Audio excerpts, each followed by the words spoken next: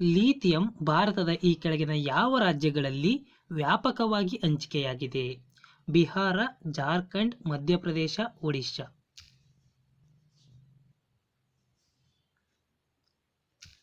Lithium Jharkhand ಮತ್ತು ಮಧ್ಯಪ್ರದೇಶದಲ್ಲಿ ವ್ಯಾಪಕವಾಗಿ ಹಂಚಿಕೆಯಾಗಿದೆ.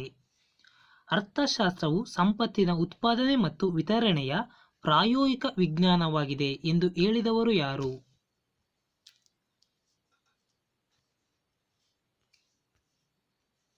ಜೆ.ಎಸ್. ಮಿಲ್ ಅವರು. ಭಾರತ ಸರ್ಕಾರವು ಈ ಕೆಳಗಿನ ಯಾವುದನ್ನು ಆಧರಿಸಿ ಮಹತ್ವದ ಹಣಕಾಸು ಹಾಗೂ ವಿತ್ತೀಯ ನೀತಿಗಳನ್ನು ರೂಪಿಸುತ್ತದೆ?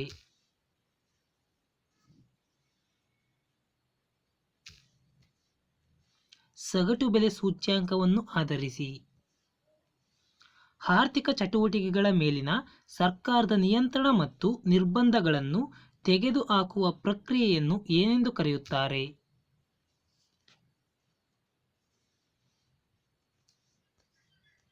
ಉದಾರೀಕರಣ ಎಂದು ಕರೆಯುತ್ತಾರೆ. ಈ ಕೆಳಗಿನ ಮೌಲ್ಯಮಾಪನದ ಯಾವ ಘಟಕವನ್ನು ಪೇಪರ್ ಗೋಲ್ಡ್ ಎಂದು ಕರೆಯಲಾಗುವುದು?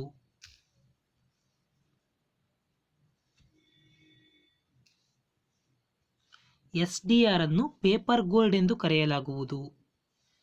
ವರ್ಲ್ಡ್ ಇನ್ವೆಸ್ಟ್ಮೆಂಟ್ ರಿಪೋರ್ಟ್ ಈ ಕೆಳಗಿನ ಯಾವುದರ ವಾರ್ಷಿಕ ಪ್ರಕಟಣೆಯಾಗಿದೆ?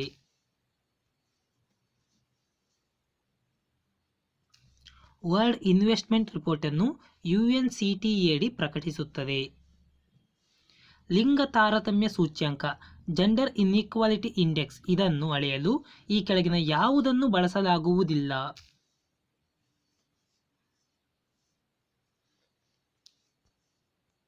ಶಿಶು ಮರಣ ಇನ್ಫ್ಯಾಂಟ್ ಮೋರ್ಟಾಲಿಟಿ ರೇಟ್ ಅನ್ನು ಬಳಸಲಾಗುವುದಿಲ್ಲ. ಇನ್ನು ಜೆಂಡರ್ ಇನ್ಇಕ್ವಾಲಿಟಿ ಇಂಡೆಕ್ಸ್ ಅನ್ನು ಅಳೆಯಲು ಸಬಲೀಕರಣ ಎಂಪವರ್ಮೆಂಟ್ ಅನ್ನು ಬಳಸುತ್ತಾರೆ. ಸಂತಾನೋತ್ಪತ್ತಿ ಆರೋಗ್ಯ ರಿಪ್ರೊಡಕ್ಟಿವ್ ಹೆಲ್ತ್ ಅನ್ನು ಬಳಸುತ್ತಾರೆ. ಲೇಬರ್ ಮಾರ್ಕೆಟ್ ಪಾರ್ಟಿಸಿಪೇಷನ್ ಕೂಡ ಬಳಸುತ್ತಾರೆ. ಭಾರತದಲ್ಲಿ ಗರಿಷ್ಠ ಸಂಖ್ಯೆಯ ಜನರು ಈ ಕೆಳಗಿನ ಯಾವ ವಲಯದಲ್ಲಿ ಕೆಲಸ ಮಾಡುತ್ತಾರೆ?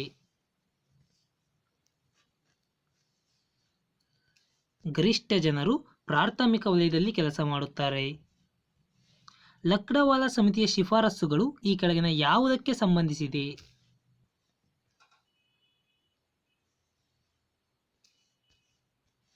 ಬಡತನ ರೇಖೆಯ ಅಂದಾಜಿಗೆ ಸಂಬಂಧಿಸಿದೆ. RBI ನೀಡುವ ದೀರ್ಘಾವಧಿಯ ಸಾಲದ ಮೇಲೆ ವಿಧಿಸುವ ಬಡ್ಡಿಯ ದರವನ್ನು ಡ್ಯಾಶ್ ಎಂದು ಕರೆಯುತ್ತಾರೆ?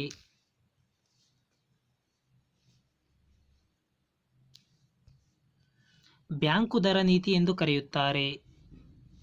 ಆಪ್ಟಿಕಲ್ ಫೈಬರ್ ಈ ಕೆಳಗಿನ ಯಾವ ತತ್ವದ ಆಧಾರದ ಮೇಲೆ ಕಾರ್ಯನಿರ್ವಹಿಸುತ್ತದೆ?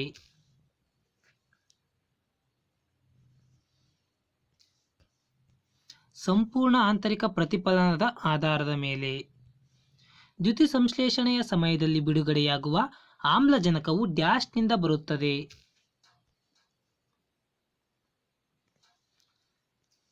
ಆಮ್ಲಜನಕವು ನೀರಿನಿಂದ ಬರುತ್ತದೆ. ಹಿಗ್ಸ್ ಬೋಸಾನ್ ಎಂಬ ಪದವು ಈ ಕೆಳಗಿನ ಯಾವುದಕ್ಕೆ ಸಂಬಂಧಿಸಿದೆ?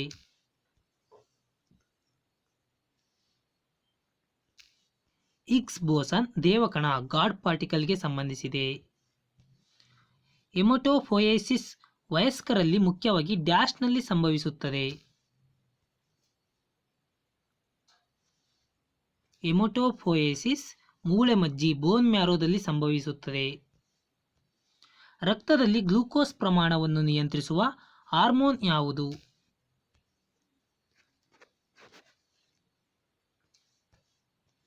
ಇನ್ಸುಲಿನ್ ಗ್ಲೂಕೋಸ್ ಪ್ರಮಾಣವನ್ನು ನಿಯಂತ್ರಿಸುತ್ತದೆ. ನೈಟ್ರಿಕ್ ಆಮ್ಲವು ಈ ಕೆಳಗಿನ ಯಾವುದರೊಂದಿಗೆ ಪ್ರತಿಕ್ರಿಯಿಸುವುದಿಲ್ಲ?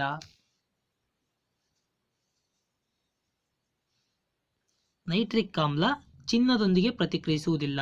ಇನ್ನು ತಾಮ್ರ, ಸತು, ಕಬ್ಬಿಣದೊಂದಿಗೆ ಪ್ರತಿಕ್ರಿಯಿಸುತ್ತದೆ. ಪೆಲಾಗ್ರ ಮತ್ತು ಸ್ಕರ್ವಿ ರೋಗಗಳು ಈ ಕೆಳಗಿನ ಯಾವ ವಿಟಮಿನ್ಗಳ ಕೊರತೆಯಿಂದ ಉಂಟಾಗುತ್ತವೆ?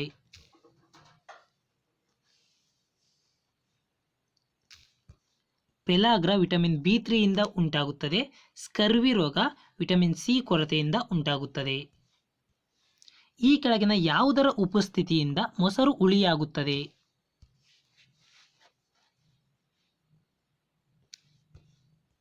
ಲ್ಯಾಕ್ಟಿಕ್ ಆಮ್ಲದ ಉಪಸ್ಥಿತಿಯಿಂದ.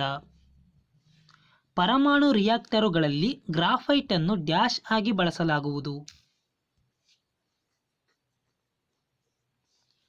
ಗ್ರಾಫೈಟ್ ಅನ್ನು ಮಾಡರೇಟರ್ ಆಗಿ ಬಳಸಲಾಗುವುದು. ಈ ಕೆಳಗಿನ ಹೇಳಿಕೆಗಳನ್ನು ಗಮನಿಸಿ ಸಂಕೇತಗಳ ಸಹಾಯದಿಂದ ಉತ್ತರಿಸಿರಿ. ಜಿಂಕ್ ಫಾಸ್ಫೈಟ್ ಎಂಬುದು ವಿಷ ಪಾಯ್ಸನ್ನ ರಾಸಾಯನಿಕ ಹೆಸರಾಗಿದೆ. ಮೆಗ್ನೀಷಿಯಂ ಲೋಹವನ್ನು ಸಮುದ್ರದ ನೀರಿನಿಂದ ಹೊರತೆಗೆಯಲಾಗುತ್ತದೆ.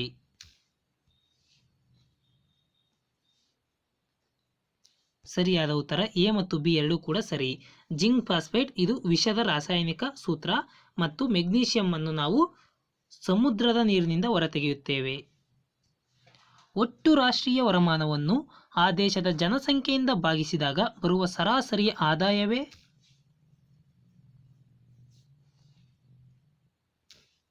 ಸರಾಸರಿ ಆದಾಯವೇ ತಲಾ ವರಮಾನ. ಜಾಗತಿಕ ಭ್ರಷ್ಟಾಚಾರ ಸೂಚ್ಯಂಕ ವರದಿಯನ್ನು ಈ ಕೆಳಗಿನ ಯಾವ ಅಂತಾರಾಷ್ಟ್ರೀಯ ಸಂಘಟನೆ ಪ್ರಕಟಿಸುತ್ತದೆ? ಜಾಗತಿಕ ಭ್ರಷ್ಟಾಚಾರ ಸೂಚ್ಯಂಕ ವರದಿಯನ್ನು ಟ್ರಾನ್ಸ್ಪರೆನ್ಸಿ ಇಂಟರ್ನ್ಯಾಷನಲ್ ಪ್ರಕಟಿಸುತ್ತದೆ. ಈ ಕೆಳಗಿನವರಲ್ಲಿ ಯಾರನ್ನು ರಾಜ್ಯಪಾಲರು ನೇಮಿಸುವುದಿಲ್ಲ?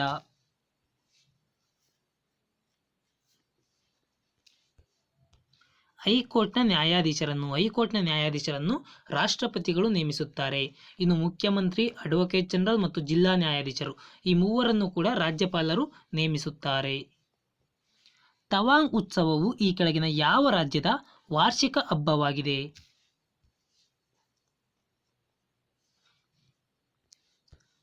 ತವಾಂಗ್ ಉತ್ತರ ಪ್ರದೇಶದ ವಾರ್ಷಿಕ ಹಬ್ಬವಾಗಿದೆ. ಕೇಂದ್ರಾಡಳಿತ ಪ್ರದೇಶವಾದ ಲಡಾಖ್ ಎಷ್ಟು ಜಿಲ್ಲೆಗಳನ್ನು ಒಳಗೊಂಡಿದೆ? ಲಡಾಖ್ನಲ್ಲಿ ಒಟ್ಟು 2 ಜಿಲ್ಲೆಗಳಿವೆ. ಜಾಗತಿಕ ಸ್ಪರ್ಧಾತ್ಮಕತೆಯ ವರದಿಯನ್ನು ಪ್ರಕಟಿಸುವವರು ಯಾರು? ಜಾಗತಿಕ ಸ್ಪರ್ಧಾತ್ಮಕತೆ ವರದಿಯನ್ನು ವರ್ಲ್ಡ್ ಎಕನಾಮಿಕ್ ಫಾರಂ ಪ್ರಕಟಿಸುತ್ತದೆ. ಯುನೆಸ್ಕೋ ವಿಶ್ವ ಪಾರಂಪರಿಕ ತಾಣವಾದ valley of flowers national park ಯಾವ ರಾಜ್ಯದಲ್ಲಿದೆ? Valley of flowers of national park ಉತ್ತರಾಖಂಡದಲ್ಲಿದೆ. ಅಟಲ್ ಇನ್ನೋವೇಷನ್ ಮಿಷನ್ ಅನ್ನು ಈ ಕೆಳಗಿನ ಯಾವುದರ ಅಡಿ ಸ್ಥಾಪಿಸಲಾಗಿದೆ?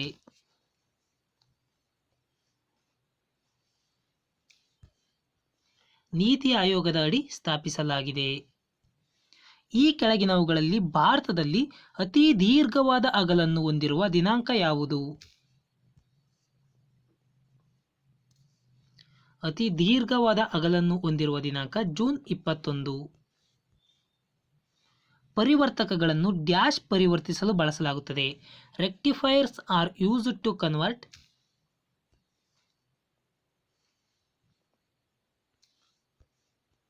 ಪರ್ಯಾಯ ವಿದ್ಯುತ್ತನ್ನು ನೇರ ವಿದ್ಯುತ್ತನ್ನಾಗಿ ಪರಿವರ್ತಿಸಲು ಮೀನ್ಸ್ ಎಸಿಯಿಂದ ಡಿಸಿಗೆ ಪರಿವರ್ತಿಸಲು ರೆಕ್ಟಿಫೈಯರ್ಸ್ ಅನ್ನು ಬಳಸಲಾಗುತ್ತದೆ.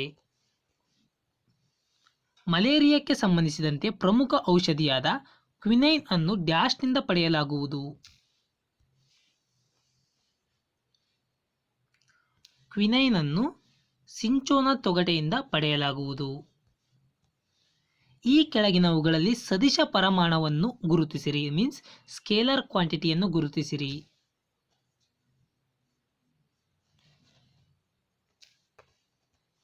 ಒತ್ತಡ ಒಂದು ಸ್ಕೇಲರ್ ಕ್ವಾಂಟಿಟಿ ಪ್ರೆಷರ್.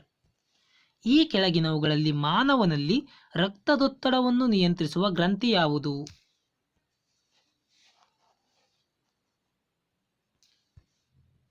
ಅಡ್ರಿನಲ್ ಗ್ರಂಥಿ ರಕ್ತದೊತ್ತಡವನ್ನು ನಿಯಂತ್ರಿಸುತ್ತದೆ. ಈ ಕೆಳಗಿನವುಗಳಲ್ಲಿ ಮೆಗ್ನೀಷಿಯಂ ಮತ್ತು ಕ್ಯಾಲ್ಸಿಯಂ ಈ ಎರಡನ್ನೂ ಒಳಗೊಂಡಿರುವ ಖನಿಜ ಯಾವುದು? ಮೆಗ್ನೀಷಿಯಂ ಮತ್ತು ಕ್ಯಾಲ್ಸಿಯಂ ಒಳಗೊಂಡಿರುವುದು ಡೊಲಾಮೈಟ್. ಈ ಕೆಳಗಿನವುಗಳಲ್ಲಿ ಅತ್ಯಂತ ಮೆದುವಾದ ಲೋಹ ಯಾವುದು? ಅತ್ಯಂತ ಮೆದುವಾದ ಲೋಹ ಚಿನ್ನ. ಈ ಕೆಳಗಿನವುಗಳಲ್ಲಿ ಭೂಮಿಯ ಮೇಲಿರುವ ಅತಿ ಹಗುರವಾದ ಅನಿಲಗಳು ಯಾವುವು? ಸಾರಜನಕ, ಹೈಡ್ರೋಜನ್, ಹೀಲಿಯಂ, ಆಮ್ಲಜನಕ. ಅತಿ ಹಗುರವಾದ ಅನಿಲಗಳು ಹೈಡ್ರೋಜನ್ ಮತ್ತು ಹೀಲಿಯಂ. ಮಾತ್ರ, ಬಿ ಮತ್ತು ಸಿ ಮಾತ್ರ. ಈ ಕೆಳಗಿನವುಗಳಲ್ಲಿ ಅಮೂಲ್ಯವಾದ ಖನಿಜಗಳು ಮತ್ತು ಬೆಲೆ ಬಾಳುವ ಅರಳುಗಳನ್ನು ಒಳಗೊಂಡಿರುವ ಶಿಲೆಗಳು ಯಾವುವು? ಅಮೂಲ್ಯವಾದ ಖನಿಜಗಳು ಮತ್ತು ಬೆಲೆ ಬಾಳುವ ಅರಳುಗಳು, ರೂಪಾಂತರ ಶಿಲೆಗಳು ಒಳಗೊಂಡಿರುತ್ತವೆ. ಭಾರತದಲ್ಲಿ ಬೀಸುವ ಮಾನ್ಸೂನ್ ಮಾರುತಗಳು ಈ ಕೆಳಗಿನ ಯಾವ ಮಾರುತಗಳಿಗೆ ಉತ್ತಮ ಉದಾಹರಣೆಯಾಗಿದೆ? ಯಾವ ಮಾರುತಗಳಿಗೆ? ನಿಯತಕಾಲಿಕ ಮಾರುತಗಳಿಗೆ. ಕಾರಾಕೋರಂ ಹೈವೇ ಈ ಕೆಳಗಿನ ಯಾವ ರಾಷ್ಟ್ರಗಳನ್ನು ಸಂಪರ್ಕಿಸುತ್ತದೆ?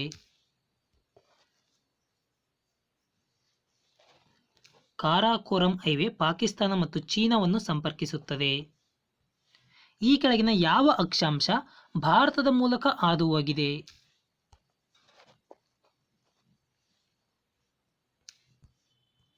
ಕರ್ಕಾಟಕ ಸಂಕ್ರಾಂತಿ ವೃತ್ತ. ಈ ಕೆಳಗಿನ ಹೇಳಿಕೆಗಳನ್ನು ಗಮನಿಸಿ ಸಂಕೇತಗಳ ಸಹಾಯದಿಂದ ಉತ್ತರಿಸಿ. ಬ್ರಹ್ಮಪುತ್ರ ನದಿಯು ಭಾರತ, ಚೀನಾ ಮತ್ತು ಬಾಂಗ್ಲಾದೇಶಗಳಲ್ಲಿ ಹರಿಯುತ್ತದೆ. ಬ್ರಹ್ಮಪುತ್ರ ನದಿಯನ್ನು ಬಾಂಗ್ಲಾದೇಶದಲ್ಲಿ ಜಮುನಾ ಎಂಬ ಹೆಸರಿನಿಂದ ಕರೆಯುತ್ತಾರೆ.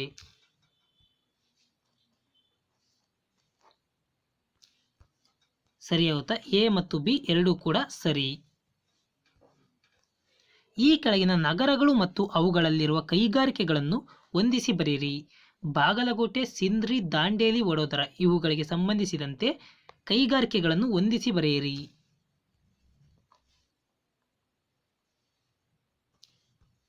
ಸರಿಯಾದ ಉತ್ತರ ಬಾಗಲಕೋಟೆಯಲ್ಲಿ ಸಿಮೆಂಟ್ ಕೈಗಾರಿಕೆ ಇದೆ, ಸಿಂಧ್ರಿಯಲ್ಲಿ ರಸಗೊಬ್ಬರಗಳ ಕೈಗಾರಿಕೆ ಇದೆ, ದಾಂಡೇಲಿಯಲ್ಲಿ ಪೇಪರ್ ಕೈಗಾರಿಕೆ ಇದೆ, ವಡೋದರದಲ್ಲಿ ಕೆಮಿಕಲ್ಸ್ ಕೈಗಾರಿಕೆ ಇದೆ.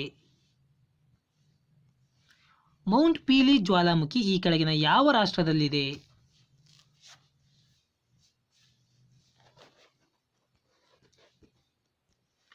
ವೆಸ್ಟ್ ಇಂಡೀಸ್ನಲ್ಲಿದೆ. ಮಧುಬನಿ ಎಂಬ ಜಾನಪದ ಚಿತ್ರಗಳು ಭಾರತದ ಯಾವ ರಾಜ್ಯದಲ್ಲಿ ಜನಪ್ರಿಯವಾಗಿವೆ? ಮಧುಬನಿ ಜಾನಪದ ಚಿತ್ರಕಲೆಗಳು ಬಿಹಾರದಲ್ಲಿ ಜನಪ್ರಿಯವಾಗಿವೆ. ಈ ಕೆಳಗಿನವುಗಳಲ್ಲಿ ಸುಬ್ರಹ್ಮಣ್ಯ ರಾಜೇ ಅರಸ್ರವರ ಕಾವ್ಯನಾಮವೇನು? ಸುಬ್ರಹ್ಮಣ್ಯ ರಾಜೇ ಅರಸ್ ಚದುರಂಗ ಎಂದು ಕರೆಯುತ್ತಿದ್ದರು. ಇಡುಕ್ಕಿ ಜಲಾಶಯವನ್ನು ಈ ಕೆಳಗಿನ ಯಾವ ನದಿಗೆ ನಿರ್ಮಿಸಲಾಗಿದೆ? ಇಡುಕ್ಕಿ.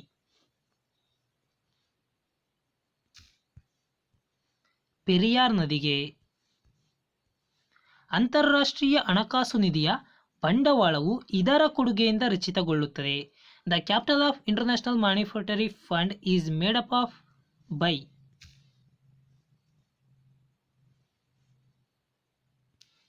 IMFಗೆ ಅದರ ಸದಸ್ಯ ರಾಷ್ಟ್ರಗಳಿಂದ ಬಂಡವಾಳವು ಸಿಗುತ್ತದೆ. ಹಣಕಾಸಿನ ನೀತಿ ಫಿಸ್ಕಲ್ ಪಾಲಿಸಿ ಈ ಕೆಳಗಿನ ಯಾವುದಕ್ಕೆ ಸಂಬಂಧಿಸಿದೆ?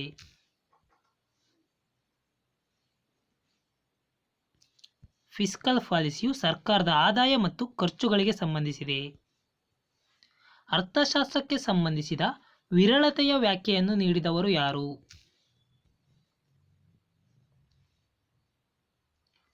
ವಿರಳತೆಯ ವ್ಯಾಖ್ಯೆಯನ್ನು ನೀಡಿದವರು Lionel Robbins. World economic outlook ಎಂಬ ಸರ್ವೆಯನ್ನು ಕೈಗೊಳ್ಳುವ ಮತ್ತು ಪ್ರಕಟಿಸುವ ಸಂಸ್ಥೆ ಯಾವುದು? ವರ್ಲ್ಡ್ ಎಕನಾಮಿಕ್ ಔಟ್ಲುಕ್ ಅನ್ನು ಇಂಟರ್ನ್ಯಾಷನಲ್ ಮಾನಿಟರಿ ಫಂಡ್. ಈ ಕೆಳಗಿನ ಯಾವ ಸಂದರ್ಭದಲ್ಲಿ ಹಣದ ಅಪಮೌಲ್ಯೀಕರಣ ಹೆಚ್ಚು ಪ್ರಯೋಜನಕಾರಿಯಾಗಿರುತ್ತದೆ?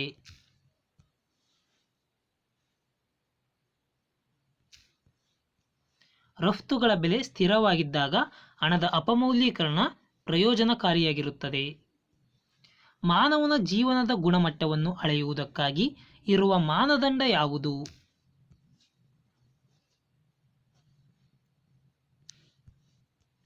ಮಾನವ ಅಭಿವೃದ್ಧಿ ಸೂಚ್ಯಂಕ. ಸುಪ್ರೀಂ ಕೋರ್ಟ್ ಎಷ್ಟು ವಿಧದ ರಿಟ್ಗಳನ್ನು ಹೊರಡಿಸಬಹುದು?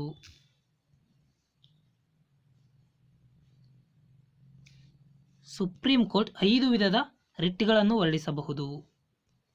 ಸಂವಿಧಾನಾತ್ಮಕ ಸರ್ಕಾರ ಎಂಬ ಪದವು ಅನ್ವಯಿಸುವುದು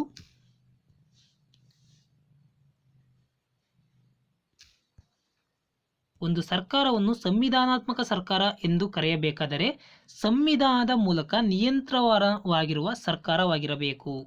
ಆ ಸರ್ಕಾರವು ಸಂವಿಧಾನದ ಮೂಲಕ ನಿಯಂತ್ರಿತವಾಗಿರಬೇಕು.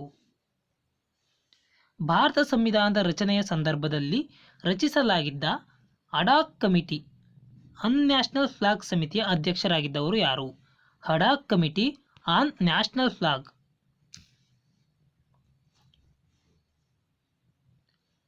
Ad hoc committee on national flag ಸಮಿತಿಯ ಅಧ್ಯಕ್ಷರು ರಾಜೇಂದ್ರ ಪ್ರಸಾದ್ ಅವರು ಆಗಿದ್ದರು.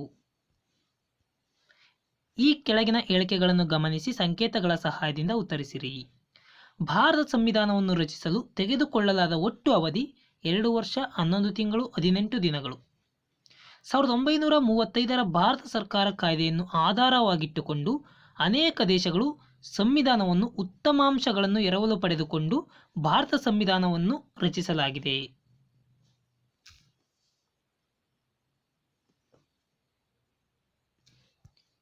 ಎ ಮತ್ತು ಬಿ ಎರಡೂ ಕೂಡ ಸರಿ. ಸಂವಿಧಾನವನ್ನು ರಚಿಸಲು ಒಟ್ಟು 2 ವರ್ಷ 11 ತಿಂಗಳು 18 ದಿನಗಳು ಬೇಕಾಗಿತ್ತು ಮತ್ತು 1935ರ ಭಾರತ ಸರ್ಕಾರ ಕಾಯ್ದೆಯನ್ನು ಆಧಾರವಾಗಿಟ್ಟುಕೊಂಡು ಅದರಲ್ಲಿರುವ ಉತ್ತಮಾಂಶಗಳನ್ನು ಎರವಲು ಪಡೆದುಕೊಂಡು ಭಾರತದ ಸಂವಿಧಾನವನ್ನು ರಚಿಸಲಾಗಿದೆ. ಭಾರತ ಸಂವಿಧಾನದ ಪ್ರಸ್ತಾವನೆಯು ಅಮೆರಿಕದ ಸ್ವಾತಂತ್ರ್ಯ ಘೋಷಣೆಯನ್ನು ಹೋಲುವಂತಿದೆ. ಅದಕ್ಕಿಂತ ಹೆಚ್ಚಿನದಾಗಿ ಇದು ಭಾರತದ ಸಂವಿಧಾನದ ಆತ್ಮವಾಗಿದೆ ಎಂದು ಹೇಳಿದವರು ಯಾರು?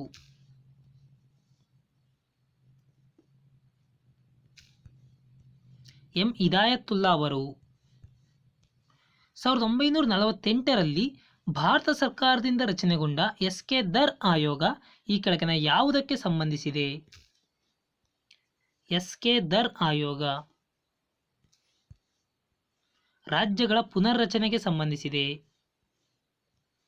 ಭಾರತ ಸಂವಿಧಾನದ ಈ ಕೆಳಗಿನ ಯಾವ ವಿಧಿಯು ಭಾರತದ ಪ್ರತಿಯೊಬ್ಬ ನಾಗರಿಕನು ಆಯುಧಗಳಿಲ್ಲದೆ ಶಾಂತಿಯುತವಾಗಿ ಸಭೆ ಸೇರುವ ಹಕ್ಕನ್ನು ಒದಗಿಸಿದೆ?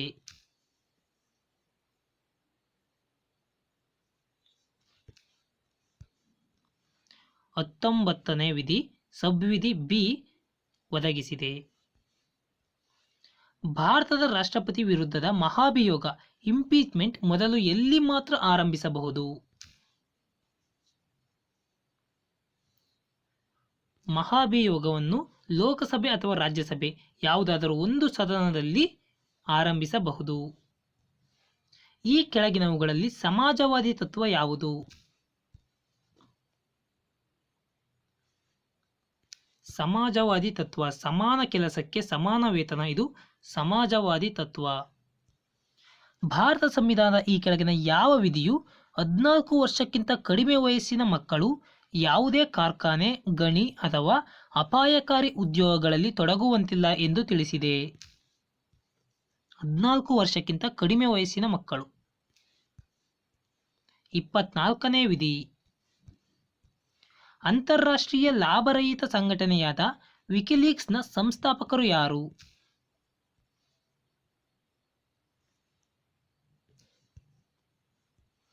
ಜೂಲಿಯನ್ ಅಸ್ಸಾಂಜ. ಹಣಕಾಸು ನೀತಿಯಲ್ಲಿ ಎಸ್ಎಲ್ಆರ್ ಎಂದರೇನು?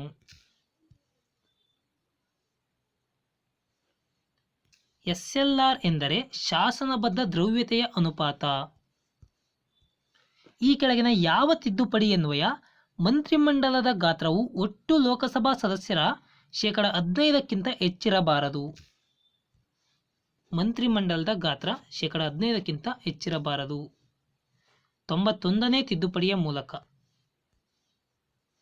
ಲೋಕಸಭೆಯ ಸ್ಪೀಕರ್ ರವರು ಈ ಕೆಳಗಿನ ಯಾವ ಸಮಿತಿಯ ಅಧ್ಯಕ್ಷರಾಗಿರುತ್ತಾರೆ? Speaker of Lok Sabha.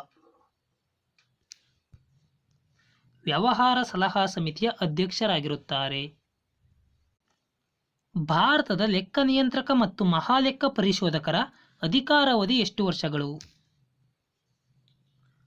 CAG ಅವರ ಅಧಿಕಾರಾವಧಿ 6 ವರ್ಷ ಅಥವಾ ಅವರ 65 ವರ್ಷ ವಯಸ್ಸಿನವರೆಗೆ. ಇವೆರಡರಲ್ಲಿ ಯಾವುದು ಮೊದಲು ಅಲ್ಲಿಯವರೆಗೆ ಅಧಿಕಾರದಲ್ಲಿರುತ್ತಾರೆ. ಭಾರತವು ವಿಶ್ವಸಂಸ್ಥೆಯ ಸದಸ್ಯತ್ವ ಪಡೆದ ವರ್ಷ ಯಾವುದು?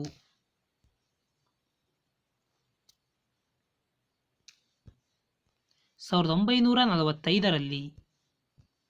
ಈ ಕೆಳಗಿನವುಗಳಲ್ಲಿ ಹೈಡ್ರೋನಿಯಂನ ರಾಸಾಯನಿಕ ಸೂತ್ರ ಯಾವುದು?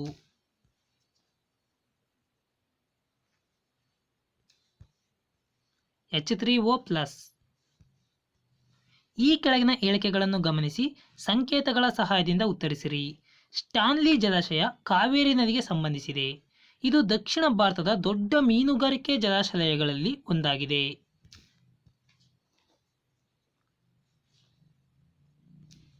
ಸರಿಯಾದ ಉತ್ತರ ಎ ಮತ್ತು ಬಿ ಎರಡೂ ಕೂಡ ಸರಿ. ಸ್ಟಾನ್ಲಿ ಜಲಾಶಯ ಕಾವೇರಿ ನದಿಗೆ ಸಂಬಂಧಿಸಿದೆ. ಈ ಸ್ಟಾನ್ಲಿ ಜಲಾಶಯ ದಕ್ಷಿಣ ಭಾರತದ ದೊಡ್ಡ ಮೀನುಗಾರಿಕಾ ಜಲಾಶಯವಾಗಿದೆ.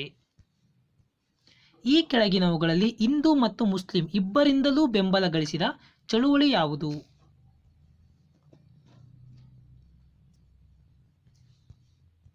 ಖಿಲಾಫತ್ ಚಳುವಳಿ. ಮಾಪಿಳ್ಳೆಗಳು ಈ ಕೆಳಗಿನ ಯಾವ ರಾಜ್ಯದ ಬುಡಕಟ್ಟು ಜನಾಂಗದವರಾಗಿದ್ದಾರೆ?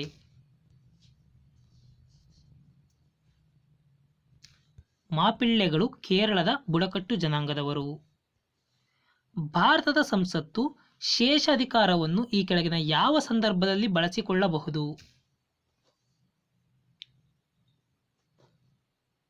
ಶೇಷಾಧಿಕಾರವನ್ನು ಎಲ್ಲ ಸಂದರ್ಭದಲ್ಲೂ ಕೂಡ ಬಳಸಿಕೊಳ್ಳಬಹುದು. ಶಾಸನಬದ್ಧ ಲಿಕ್ವಿಡಿಟಿ ಅನುಪಾತವನ್ನು ನಿಗದಿಪಡಿಸುವವರು ಯಾರು?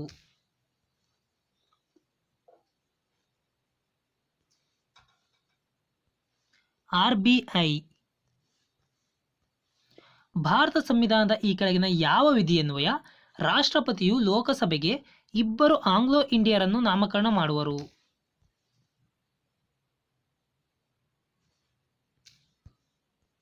331ನೇ ವಿಧಿಯನ್ವಯ. ಕ್ರಯೋಜೆನಿಕ್ ಎಂಜಿನ್ಗಳ ಅನ್ವಯವನ್ನು ಈ ಕೆಳಗಿನ ಯಾವುದರಲ್ಲಿ ಕಾಣಬಹುದು?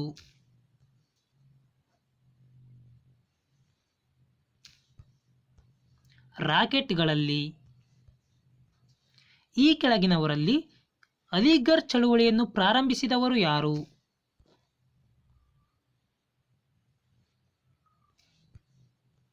ಸರ್ ಸೈಯದ್ ಅಹ್ಮದ್ ಖಾನ್. ಈ ಕೆಳಗಿನ ಘಟನೆಗಳನ್ನು ಸರಿಯಾದ ಕಾಲಾನುಕ್ರಮವನ್ನು ಗುರುತಿಸಿರಿ.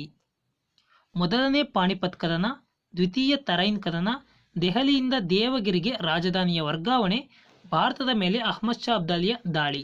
ಸರಿಯಾದ ಕಾಲಾನುಕ್ರಮವನ್ನು ಗುರುತಿಸಿರಿ. BCAD ಮೊದಲು ದ್ವಿತೀಯ ತರೈನ್ ಕದನ, ನಂತರ ಮೊದಲನೇ ಪಾಣಿಪತ್ ಕದನ, ನಂತರ ದೆಹಲಿಯಿಂದ ದೇವಗಿರಿಗೆ ರಾಜಧಾನಿಯ ವರ್ಗಾವಣೆ, ನಂತರ ಭಾರತದ ಮೇಲೆ ಅಹ್ಮದ್ ಶಾ ಅಬ್ದಾಲಿಯ ದಾಳಿ.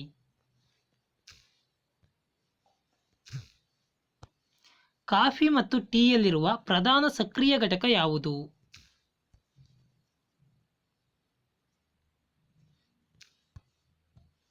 ಕೆಫಿನ್. ರಾವಿ ನದಿಯ ಋಗ್ವೇದದ ಹೆಸರು ಏನು?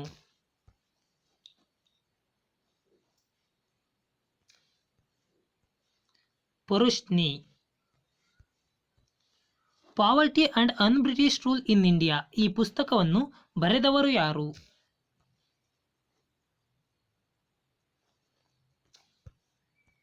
ದಾದಾಬಾಯಿ ನವರೋಜಿ. ಭಾರತದಲ್ಲಿ ರೈತವಾರಿ ಪದ್ಧತಿಯನ್ನು ಯಾರು ಪರಿಚಯಿಸಿದರು?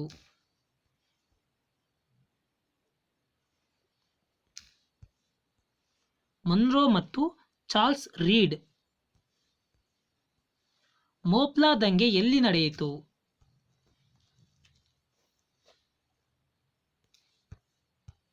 ಕೇರಳದಲ್ಲಿ.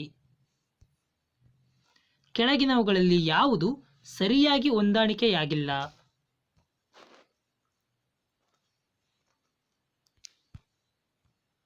ಧೋಲ್ವೀರ ರಾಜಸ್ಥಾನ, ಇದು ತಪ್ಪಾಗಿ ಹೊಂದಾಣಿಕೆಯಾಗಿದೆ. ಇನ್ನು ಹರಪ್ಪ ಇರುವುದು ಪಾಕಿಸ್ತಾನದಲ್ಲಿ, ಲೋಥಾಲ್ ಇರುವುದು ಭಾರತದಲ್ಲಿ, ಬನ್ವಾಲಿ ಇರುವುದು ಹರಿಯಾಣದಲ್ಲಿ. ಹಾಗಾದರೆ ಧೋಲ್ವೀರ ಎಲ್ಲಿ ಕಂಡು ಬರುತ್ತದೆ ಎಂದು ಕಮೆಂಟ್ ಬಾಕ್ಸ್ನಲ್ಲಿ ತಿಳಿಸಿ. ಅಂಗದ ರಾಜಧಾನಿಯ ಹೆಸರು ಯಾವುದು? ಮಹಾಜನಪದರ ರಾಜಧಾನಿ ಚಂಪಾ. ತುಜ್ಕಿ ಜಹಾಂಗೀರಿ ಪುಸ್ತಕವನ್ನು ಬರೆದವರು ಯಾರು?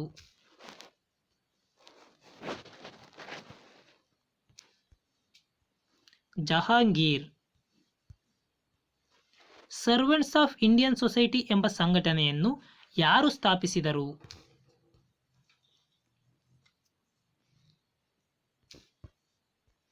ಗೋಪಾಲಕೃಷ್ಣ ಗೋಖಲೆ. ಯಾರನ್ನು ಏಷ್ಯಾದ ಬೆಳಕಿನ ದಾರಿದೀಪ ಎಂದು ಕರೆಯಲಾಗುತ್ತದೆ?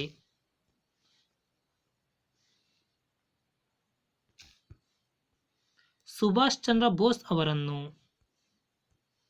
ಮೋಹನ್ ದಾಸ್ ಕರಮ್ಚಂದ್ ಗಾಂಧಿ ಅವರು ಕ್ವಿಟ್ ಇಂಡಿಯಾ ಚಳುವಳಿ ಯಾವಾಗ ಪ್ರಾರಂಭಿಸಿದರು? ಮಹಾತ್ಮ ಗಾಂಧೀಜಿ ಕ್ವಿಟ್ ಇಂಡಿಯಾ ಚಳುವಳಿಯನ್ನು 1942ರಲ್ಲಿ ಪ್ರಾರಂಭಿಸಿದರು. ಕ್ವಿಟ್ ಇಂಡಿಯಾ ಚಳುವಳಿಯ ಇನ್ನೊಂದು ಹೆಸರು ಏನು?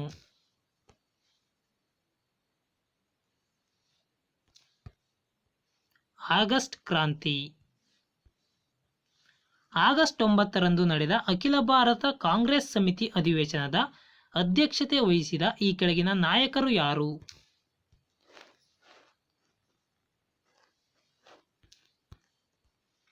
ಅರುಣ್ ಅಸಾಫ್ ಅಲಿ. ಆಗಸ್ಟ್ ಕ್ರಾಂತಿ ಹಿಂದಕ್ಕೆ ಎಳೆಯಲ್ಪಟ್ಟದ್ದು ಯಾವಾಗ?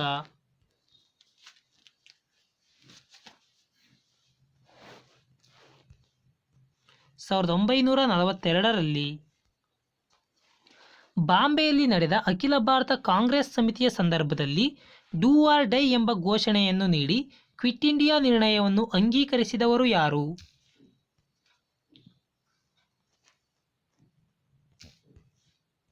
ಮಹಾತ್ಮ ಗಾಂಧೀಜಿ.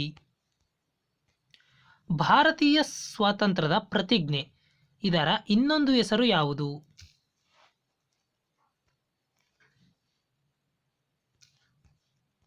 ಸ್ವಾತಂತ್ರ್ಯ ಘೋಷಣೆ. ಈ ಕೆಳಗಿನವುಗಳಲ್ಲಿ ಭಾರತದಲ್ಲಿ ಸ್ಥಾಪನೆಯಾದ ಮೊದಲ ರಾಜಕೀಯ ಸಂಘಟನೆ ಯಾವುದು?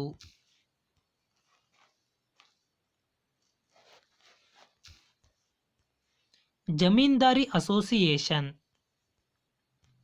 ಈ ಕೆಳಗಿನವರಲ್ಲಿ ಮುಸ್ಲಿಂ ಲೀಗ್ನ ಮೊದಲ ಅಧ್ಯಕ್ಷರಾಗಿದ್ದವರು ಯಾರು?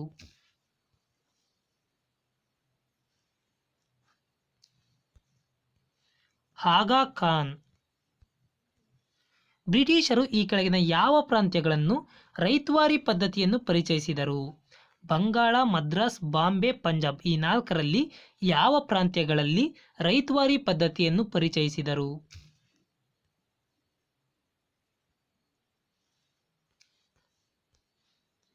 ಮದ್ರಾಸ್ ಮತ್ತು ಬಾಂಬೆಯಲ್ಲಿ ರೈತ್ವಾರಿ ಪದ್ಧತಿಯನ್ನು ಪರಿಚಯಿಸಿದರು. 1946ರಲ್ಲಿ ಭಾರತದಲ್ಲಿ ರಚನೆಗೊಂಡ ಮಧ್ಯಂತರ ಸರ್ಕಾರದ ಕಾರ್ಯಕಾರಿ ಮಂಡಳಿಯ ಉಪಾಧ್ಯಕ್ಷರಾಗಿದ್ದವರು ಯಾರು?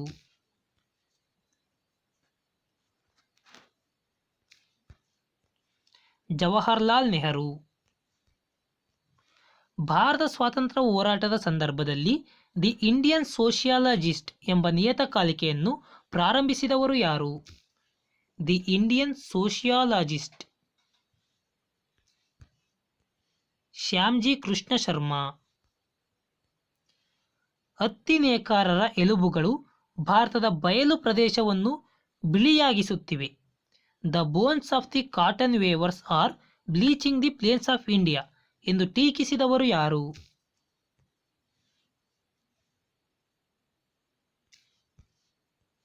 William Bentinck.